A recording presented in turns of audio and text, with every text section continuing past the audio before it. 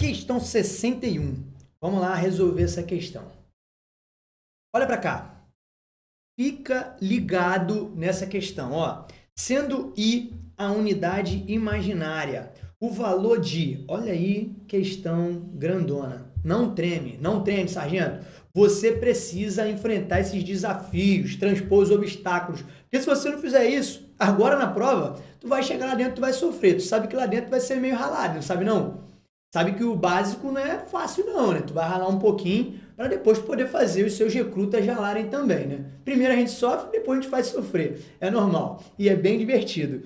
Vamos lá então, ó, resolver essa questão de números complexos. Mas não é tão complexo assim. Olha só, ele só pede para você fazer a multiplicação aí, essas distributivas, resolver a distributiva e encontrar o valor dessa expressão que envolve números complexos. Só isso. Então, observa. Para essa questão, você só precisa lembrar do seguinte, olha aqui, daquele ciclo dos números complexos. Ciclo da unidade imaginária. Ó, I elevado a zero é sempre 1. I elevado a 1 é o próprio I. O I elevado a 2 é menos 1. O I elevado a 3 é menos I. E o I elevado a 4 vai ser o I elevado a 2, que é menos 1, vezes o I elevado a 2, que é menos 1. Então, o I elevado a 4 é mais 1. Volta lá para o I elevado a 0. Beleza? Isso aqui é o básico que você precisa saber de números complexos para resolver algumas questões da prova da EA. Beleza? Sabendo isso, a gente já parte para a questão e mata. Olha aqui. Vamos lá. Primeiro resolvendo esse parênteses, porque eu preciso começar de dentro para fora. O resto eu só vou repetir, ó. I, 1 mais I, vezes 1 mais, aí eu começo a multiplicar. I vezes 1, I. I vezes I, daí ao quadrado, que é menos 1. Beleza? Tranquilo? Agora eu vou resolver esse parênteses aqui, ó, repetindo o restante. Bom, agora que você começa a lembrar daquelas dicas que a tua titia Teté, ela te dizia lá no CA. Pô, tu não é tão velho assim não, né? Igual a mim. Não tem CA mais, né? Primeiro ano, não. Quinto ano. A tua titia Teté dizia lá no quinto ano, resolver a expressão tem que ter paciência, copia tudo. Lembra? Se você não fizer isso, você vai escorregar e vai errar besteira. Então, copia tudo, vai resolvendo devagar para você não esquecer de ninguém. Olha lá, 1 menos 1 foi embora. Só sobrou o I e ele está dentro do parênteses. Beleza? Vou resolver o próximo. Ó. I. 1 mais I vezes I, daí ao quadrado, que é menos 1. Olha lá. Vamos? I. 1 menos 1, 0. I vezes 0, 0. Cara, igualzinho a expressão que você resolvia no quinto ano. Fala sério. E você sempre falava aquela velha frase, caraca, maior contão desse para dar 0. Não é verdade? Era isso mesmo que você fazia. E essa questão foi exatamente assim. Resolvemos ela gigantesca para encontrar 0. Nossa alternativa correta está lá na letra A. Fácil. Vamos partir para a próxima questão de número 62. Vamos lá.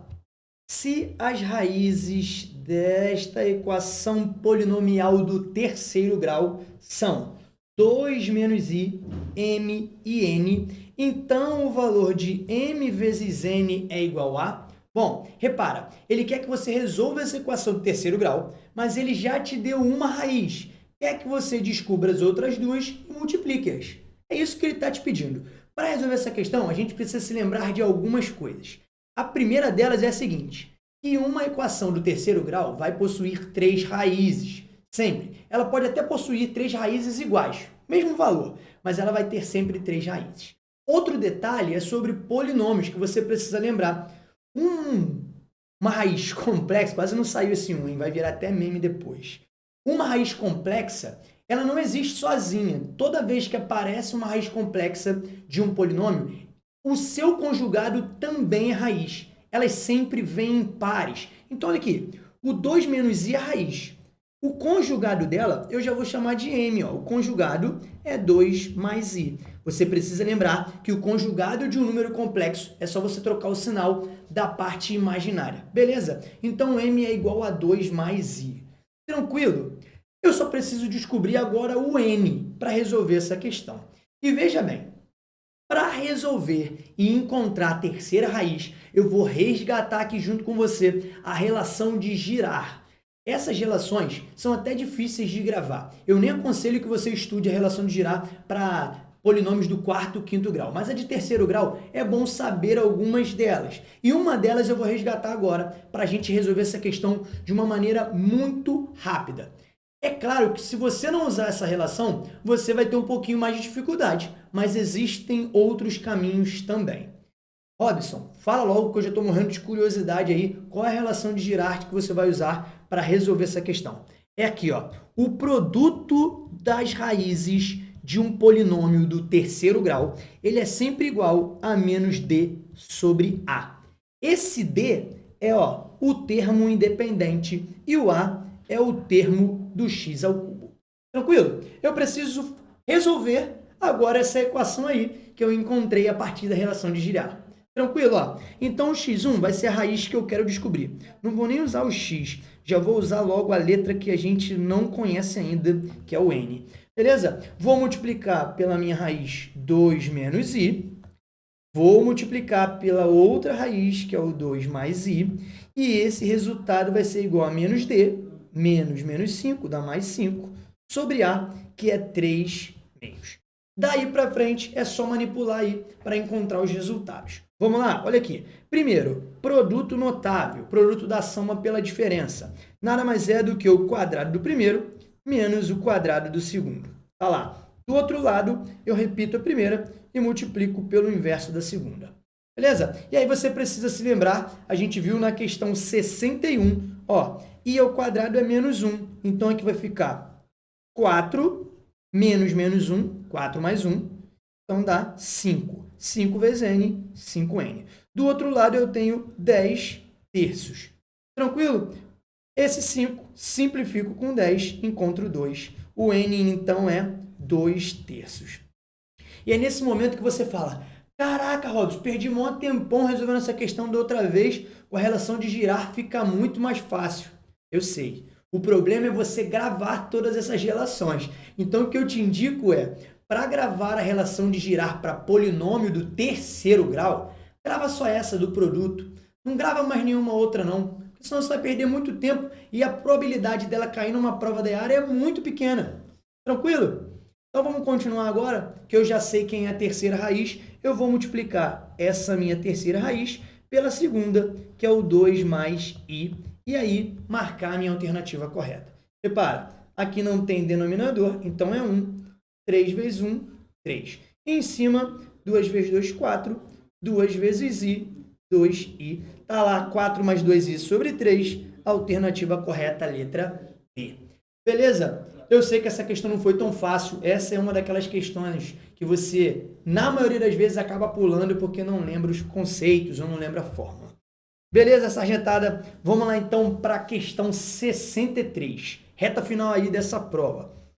Se a função inversa, f de x igual a 1 menos x, é a função g, então tem-se que, primeiro eu tenho que determinar a inversa de g. Você lembra como é que determina a função inversa? Não. Então, cola contigo aqui, f de x você transforma no y. E o x você mantém. Essa é a função f de x. Como você quer a inversa, você vai fazer o seguinte, vai trocar o que é y por x e o que é x por y. Olha lá. Então, vai ficar assim para achar a inversa. X igual a 1 sobre menos y. E agora, você vai isolar o y para encontrar a função inversa. Então, isolando o y, troco ele de lugar com x. E agora, multiplico tudo por menos 1. Vou encontrar y igual a menos 1 sobre x. E aí, você troca o y novamente, agora para a nova função, que é a g de x. Então, veja bem, a g de x é igual a menos 1 sobre x, que é a mesma coisa que, 1 sobre menos x ou 1 sobre menos x. Robson, e agora? Fiquei na dúvida de qual das duas marcar. Você já está me dizendo que não é nem a letra B e nem a letra D. Mas qual das duas funciona? Você precisa lembrar o seguinte, para determinar a função inversa, para ela ser inversível ou invertível, você precisa que ela seja bijetiva, beleza? E aí o que acontece? Eu preciso trocar o domínio de um com a imagem da outra.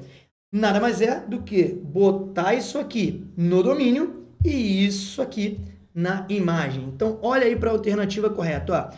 Reais positivos não nulos no domínio, reais negativos não nulos na imagem. A alternativa correta está lá, letra A. Essa questão era muito conceitual. Não era difícil de resolver, mas era muito puxada para você lembrar os conceitos de função inversa. Beleza? Vamos lá para mais uma então.